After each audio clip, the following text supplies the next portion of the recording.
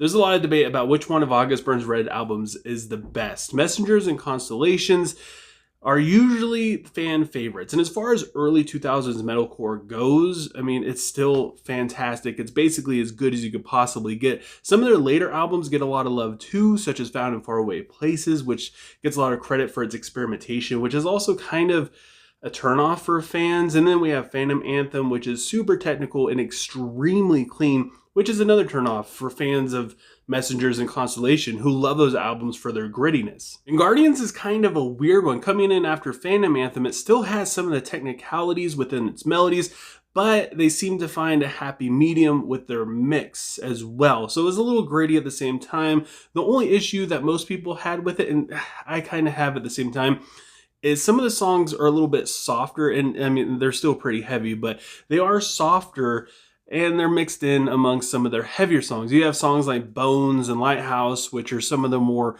mellow, tame songs the band has written. And then you have songs like Bloodletter and Dismembered Memory, which are some of the heaviest songs that this band has ever written. And then you have the rather quirky Leveler, which is usually very much disliked because of its interludes. And usually this one falls on the bottom of a lot of people's tier ranking lists as far as their albums go. And then you have Thrill Seeker, which only true fans recognize this as being the best album August Burns Red has ever written. All of these are usually in the conversation of the best or the worst. Even the conversation about why the worst is sometimes the best. There's always somebody in some subreddit that raises their hand and says that Leveler is actually the best album that August Burns Red has ever released.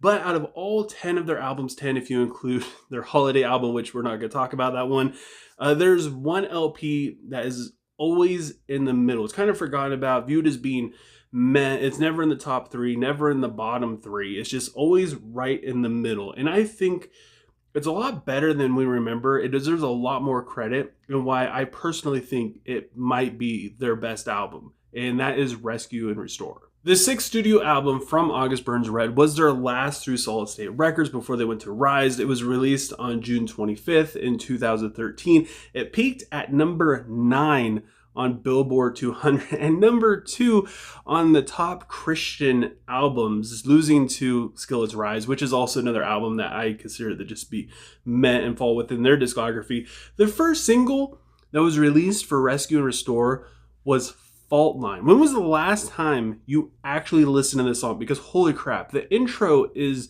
just pure beauty. It's genius. The thrashy riffs are super intense. The lyrics are powerful, and you can hear and feel Jake's emotion in his vocals. Even from a non-religious perspective, these lyrics are so freaking good. The melody in the chorus is fantastic. And then we have the second single they released, Spirit Breaker. Well, I mean, it was technically the second single, but it's only available on download through pre-order iTunes. But still, this one will induce so many feels, even bring you the tears at times. It's about a prisoner who finds hope by living day to day, and he sees the light at the end of the tunnel as like a beacon of hope. And it's just so powerful. Its metaphors are easily carried over to anybody who struggled with depression and anxiety. It's very atmospheric compared to most of the other songs that this band has written, at least up to this time.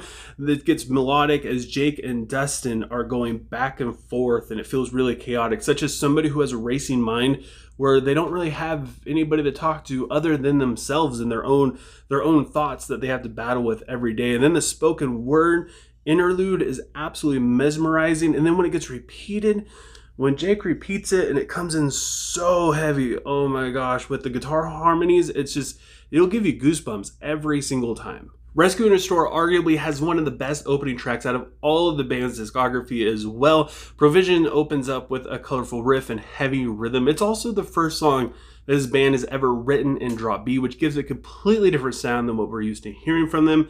It's about a man who loses everything but still manages to make the best of his situation.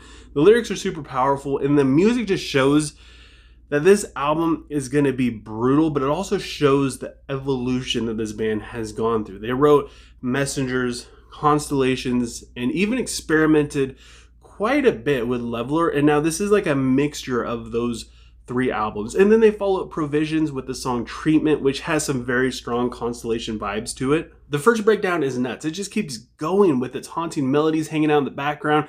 The classical sounding interlude where the guitars sound like violins just shows off their creating writing techniques, and it fits the song so well. The outro is like bordering on deathcore to being melodic and inspiring at the same time. And then we have one of the greatest songs August Burns Red has ever written, Count It All as Lost. It takes its name and inspiration from the New Testament, specifically Philippians 3, 8, and 9, but that doesn't mean it doesn't carry a strong personal message for people who don't have faith in their Christian belief. I know that I have found personally a lot of hope, and I know a lot of my friends have found a lot of hope within the song when dealing with depression and anxiety, especially when Jake speaks about how important this song was for him. It's just really nice knowing that somebody out there feels the same way you do, and this song communicates that just so well, of not feeling like you have hope, but then still finding it within you to push forward. Musically, it's one of the most complex songs this band has ever written, with guitarist JB saying that he will never play it live, even though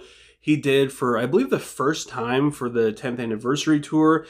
Other than that, I don't think he's ever played this song in a live setting. There's just a lot of insane sections. It's really hard to touch on all of them. The first breakdown before the chorus is super heavy with triplets, while the chorus is soaring and so full of emotion and gives you that inspiration. The lead guitar work on this song is all over the place throughout the entire thing. The rhythm guitar from Brent has some really complicated riffs and some really weird guitar licks at the same time. If you're having a bad day and you want some progressive metalcore to lift you up and make you feel better, throw this bad boy on, and within 4 minutes you'll be feeling great. Sincerity follows it up nicely, and it reminds me a lot of Messengers. Is probably the most intense track on this record, and it has one of Jake's best performances. It's about your life having purpose and meaning, and everyone is unique and important to the world.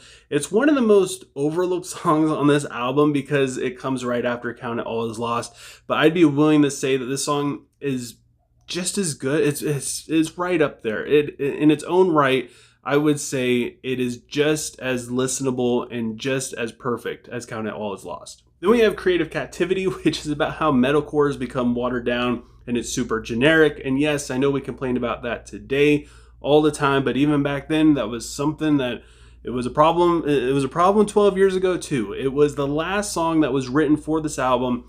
It falls right in the middle, separating the first half and the back half of this record.